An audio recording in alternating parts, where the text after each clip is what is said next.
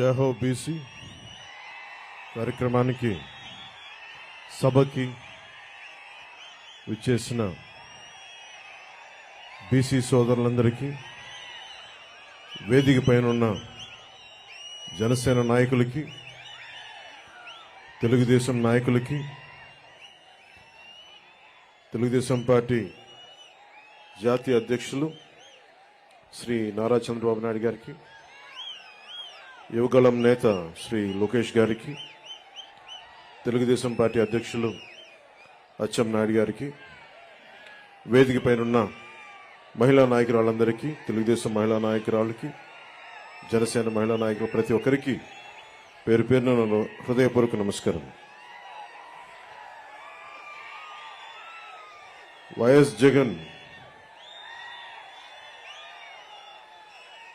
అధికారంలోకి రాగానే, అధికారంలోకి వచ్చిన మొదటి 3 నెలల్లో పొట్ట కొట్టింది బీసీలు పొట్టే కొట్టాడు. 30 లక్షల పైచిలకు భవన నిర్మాణ కార్మికులు పొట్ట కొట్టాడు ఈ 10 మనిషి.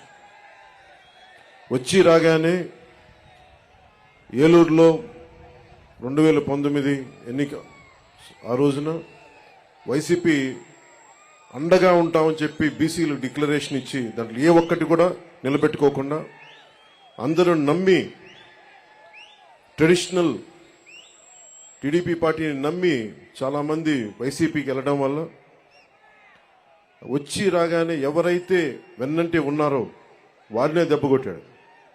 ఊహించుకుని 30 మంది పైచిలకు భవన నిర్మాణ కార్మికులు ఆత్మహత్యలు చేసుకున్నారు. అందరికీ చెందాల్సిన ఇసుక, ఒడ్డెరు కులాలు, వీళ్ళందరికీ చెందాల్సినవి కాంట్రాక్టులు కానీ, ఇసుక రీచ్లు కానీ, క్వారీలు కానీ, ఇవన్నీ ఒక కంపెనీ కట్టబెట్టేశారు. మన వైఎస్ జగన్ చేసిన దాంట్లో ముఖ్యంగా వైసీపీ ప్రతిపక్ష నేతగా ఉన్నప్పుడు బీసీల గర్జన పేరు మీద ఏలూరులో ప్రత్యేకమైన సభ నిర్వహించి చాలా హామీలు ఇచ్చారు. బీసీలకి ఏటా జగన్ చెప్పింది, బీసీలకి ఏటా 15,000 కోట్ల రూపాయల చొప్పున కేటాయిస్తామని చెప్పారు. 5 ఏళ్లలో 75,000 కోట్ల రూపాయలు బీసీల సంక్షేమానికి కేటాయిస్తామని చెప్పాడు. వాస్తవానికి 0. బీసీ కేటగిరీల్లో అన్ని కులాలకి 153 కులాలను గుర్తించమని బీసీ సంఘాలందరూ కోరుకుంటా ఉంటారు. దాన్నే కుదించి 139 కార్పొరేషన్లు పెడతామని చెప్పి దానిని 53 కార్పొరేషన్లు కుదించి 56 కార్పొరేషన్లు కుదించి వాటికి కుర్చీలు కూడా లేని పరిస్థితి. బడ్జెట్ 0. వైఎస్ఆర్ చేయూత పథకం కింద 45 ఏళ్లు నిండిన ప్రతి మహిళకి 75,000 అందిస్తామని చెప్పారు. బీసీ మహిళలకి పథకం అందుతున్న లబ్ధిదారుల్లో చాలా వరకు కోత పడతా ఉంది. శాశ్వత ప్రాతిపాదికన బీసీ కమిషన్ ఏర్పాటు చేస్తామని చెప్పారు. ప్రత్యేక బీసీ కమిషన్ ఊసేలేదు. బడ్జెట్లో 3వ వంతు బీసీలకు కేటాయిస్తామని చెప్పారు. అది పూర్తిగా విస్మరించారు. ఇందాక బీసీ డిక్లరేషన్ చూస్తున్నప్పుడు బీసీ ప్రత్యేక రక్షణ చట్టం చూడగానే నాకు ఒకటే గుర్తొచ్చింది.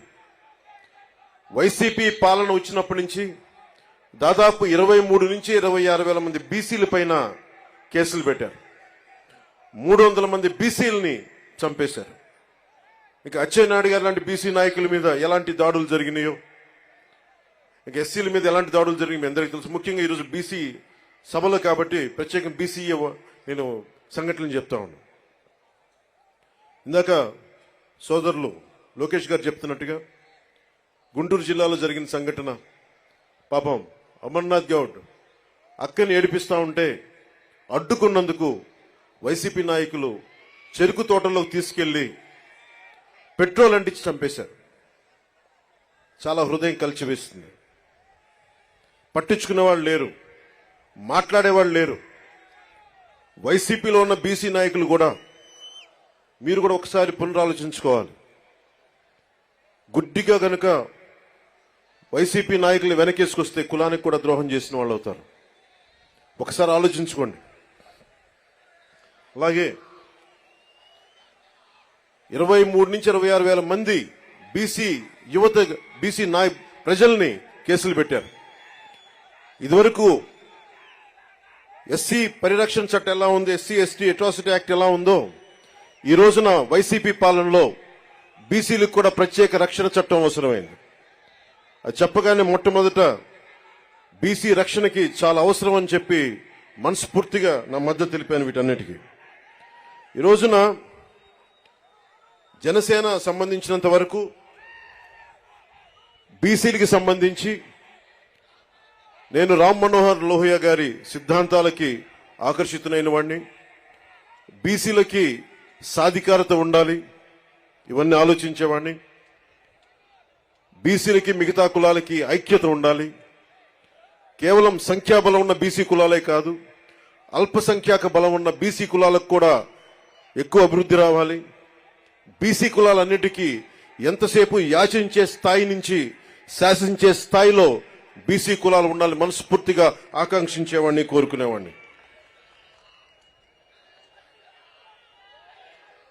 బీసీ కులాలు భారతదేశపు సంస్కృతికి సాంప్రదాయాలకి వెన్నెముక. బీసీ కులాలు లేని సమాజం, బీసీ కులాలు లేని భారతదేశం మనం ఊహించుకోలేం. భారతదేశం సంస్కృతి సాంప్రదాయాలని కాపాడుతుంది మెజారిటీ బీసీ కులాలే కాపాడుతూ ఉన్నాయి. అలాంటి బీసీ కులాలు చేతి వృత్తుల్ని కానీ, ముఖ్యంగా దేవాలయాల్లో మనకి ఆచార వ్యవహారాల్లో బీసీ కులాల తాలూకు వృత్తి నైపుణ్యాన్ని, చేతి కళల్ని ముఖ్యంగా దేవాలయాలు కార్యక్రమాలకు అనుసంధానం చేయాలి. తద్వారా వాళ్ళకి చాలా బలమైన ఆర్థిక పరిపుష్టి కలిగించే అవకాశం ఉందని నాకు చాలా మంది బీసీ మేధావులు చెప్పారు. దానిని ఒకసారి నారా చంద్రబాబు నాయుడు గారి దృష్టి కూడా తీసుకెళ్లి దాన్ని ఇంప్లిమెంట్ చేసేలాగా ఖచ్చితంగా దాన్ని ముందుకు తీసుకెళ్తాం. ముఖ్యంగా వడ్డెర కులస్తులు బ్లాస్టింగ్లు జరుగుతూ ఉంటాయి. కొడుతున్నప్పుడు డ్యాముల నిర్మాణం కానీ, రైల్వే లైన్ల నిర్మాణం కానీ ఇవన్నీ వడ్డెర కులస్తుల ద్వారా జరిగాయి బ్రిటిష్ హయాంలో.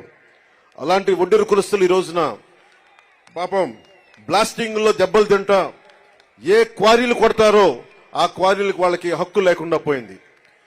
జనసేన తెలుగుదేశం ప్రభుత్వం ఉమ్మడి ప్రభుత్వంలో వడ్డెర్లకి బలమైన ఆర్థిక పరిపుష్టి వచ్చేలా వాళ్ళకి ఖచ్చితంగా వారికి దాంట్లో సింహభాగం ఉండేలా చూడాలని మనస్ఫూర్తిగా కోరుకుంటా ఉన్నాం. అలాగే వడ్డెర్లు కాంట్రాక్ట్ వ్యవస్థల్లో నలిగిపోతా ఉన్నారు. వడ్డెర్లు మనకి ముఖ్యంగా ఈ క్వారీ మైనింగ్ లో చనిపోతే కాంట్రాక్టులు మట్టి ఖర్చులు తప్ప ఇంక దేనికి అండగా నిలబడే పరిస్థితులు లేదు. నేనే స్వయాన కర్నూలులో ఈ పరిస్థితిని చూశాను. అలాగే యువతరం బీసీ యువతలో కుల వృత్తుల మీద ఆధారపడలేని పరిస్థితి ఉంది. ప్రత్యామ్నాయ అవకాశాలు కావాలి. వీటన్నిటి మీద చాలా సమూలంగా ఆలోచించాల్సిన అవసరం ఉంది.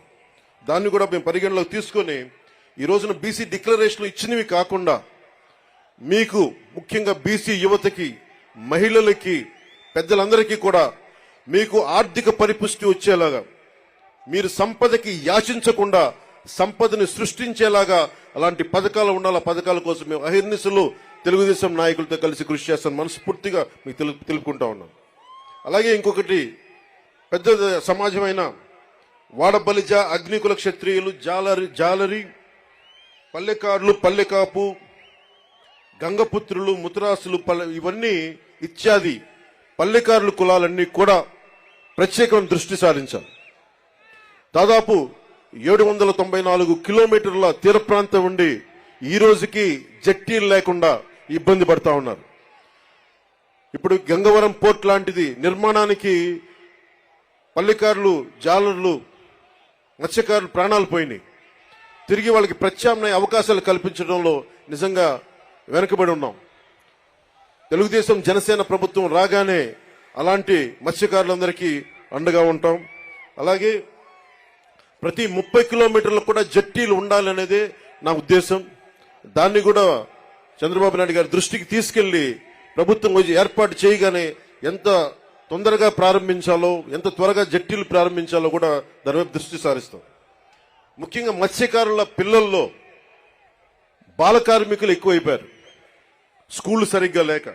అలాంటి చోట్ల ఆశ్రమ పాఠశాలలు ప్రారంభించాలని నేను మనస్ఫూర్తిగా ఆకాంక్షిస్తున్నాను. అలాగే మేము చేసింది, మా నాయకర్ గారు కానీ మేమందరం చేసింది, జగన్ వచ్చి రాగానే బీసీల దగ్గర డబ్బు ఉండకూడదు, బీసీల దగ్గర డబ్బు ఉండకూడదు, పల్లెకారుల దగ్గర డబ్బు ఉండకూడదు, మత్స్యకారుల దగ్గర డబ్బు ఉండకూడదు అని చెప్పి జీవో 217 పట్టుకొస్తే ఆ రోజున మేము నర్సాపూర్లో నేనే స్వయంగా ఆ జీవో 217 2 ముక్కలుగా చించేశాం. ఏదైనా సరే ఒకటే మాట చెప్పి నేను ముగిస్తా ఉన్నాను. మీ అభివృద్ధికి 153 కులాల సముదాయమైన బీసీ కులాలకి జనసేన అండగా ఉంటుంది. మీకు ఆర్థిక పరిపుష్టిని చేకూర్చేలా మీకు అండగా ఉంటాం. మీ మీద దాడులు జరిగితే మా ప్రాణాలు అడ్డేసి మరి మిమ్మల్ని కాపాడుకుంటాం. అలాగే అన్ని కులాలతో కూడా, ముఖ్యంగా మన బీసీ కులాల్లో కూడా ఐక్యత చాలా అవసరం. ఈ రోజున మనల్ని మనం ముందుకు తీసుకెళ్లాల్సిన పరిస్థితి ఉండి 153 కులాలంటే దాదాపు 53% పై శాతం జనాభా, 5 కోట్ల జనాభాలో అత్యధిక శాతం బీసీలే.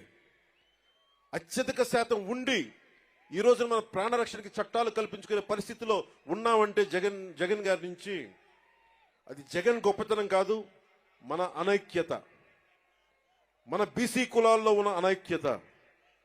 మన ఐక్యతగా ఉంటే ఏ జగన్ కాదు, ఏ భూతం కూడా మనల్ని ఏమీ చేయలేదు. నేను అందుకనే ఇదే మంగళగిరిలో వైసీపీ వ్యతిరేక ఓటు చీలకూడదు అన్న మాట అన్నానంటే మన బీసీలు బాగుండటానికి కూడా దాని వెనుక మూల కారణం. మీ భవిష్యత్తు బాగుండాలి, అందరూ ఆనందంగా ఉండాలి. భవిష్యత్తులో మీకు జనసేన ఈ కూటమి తరపు నుంచి ఎప్పుడు మీకు అందుబాటులో ఉంటాం. ఎందుకంటే టీడీపీకి ఉన్న మంచి పేరే రామ్ మనోహర్ లోహియా గారి ఆలోచన ధోరణితోటి బీసీలకి అత్యధికంగా పీటు వేసిన పార్టీ. దాన్ని ఎవరు కాదనరు, విస్మరించలేరు.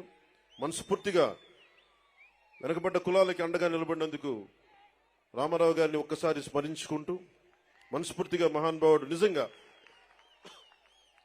అధికారం రాని కులాలకి అధికారాన్ని కల్పించిన వ్యక్తి. రామ్ మనోహర్ లోహియా గారి స్ఫూర్తిని 80s లో ఆయన ముందుకు తీసుకెళ్లారు.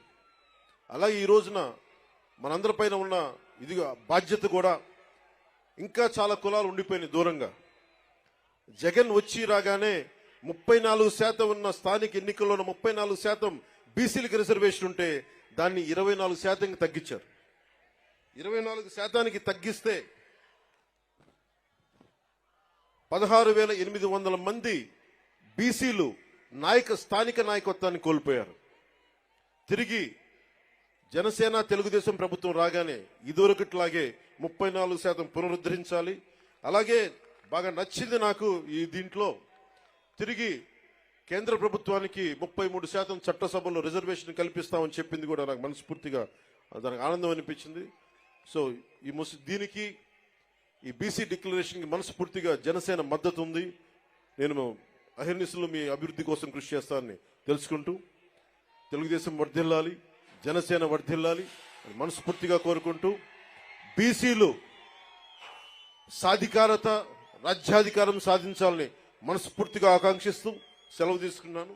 జై హింద్.